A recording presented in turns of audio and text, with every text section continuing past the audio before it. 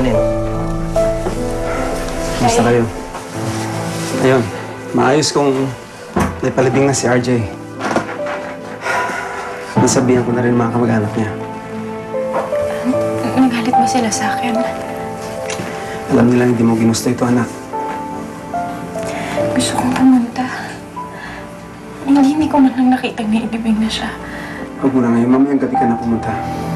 Titingin-tingin muna ako doon. Mahirap na. Isa lang yung pinto, ha?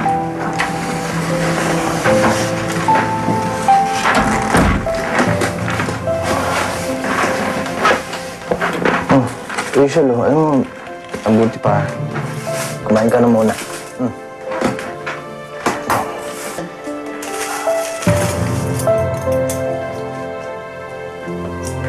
Sorry, hindi lang kasi ako nagkapunan.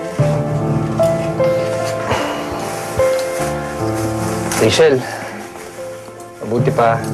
Oh, halika, kumain ka na muna. Ito, masarap to. Alam mo, Levi, mabuti pa. Kumuha na kami ng ibang kwarto. Masyado na tayong masikip dito eh. Tsaka kaya naman namin i-beauty mga sarili namin. Teka, sandali. Bakit? Kasyang-kasya naman tayo dito, ah. Tsaka gusto kong nakikita ko kayo mag-inawa. Levi.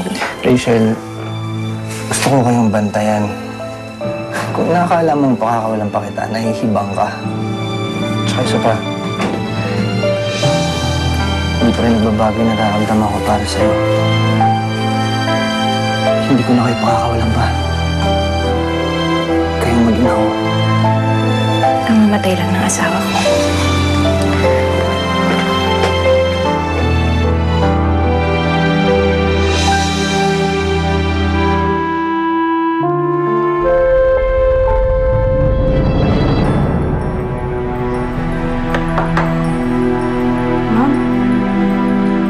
Masugatan.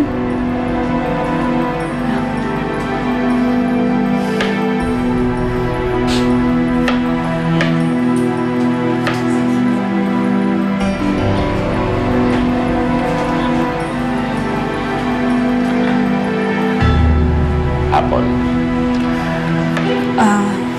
Dad, tinawagan ko nga po pala si Jonathan. Tinanong ko po siya tungkol dun sa gamit na hiniram mo sa inyo. Wala naman po siyang natatandaan na hiniram niya sa inyo eh. Sa totoo lang, Apple, hindi hiniram ni Jonathan ang gamit na hinahanap ko. Pinuha niya to sa akin ang hindi pinagpapaalam. Ho? Importante yung bagay na yun para manatili tayong pamilya sa bahay na to. Wala po akong alam sa sinasabi niyo. May alam ka, Apple. Hindi niyo ako maloloko mag-asawa kapag hindi mo binalik sa akin ang kinuha ni Jonathan. Baka maaga kang mabyuda.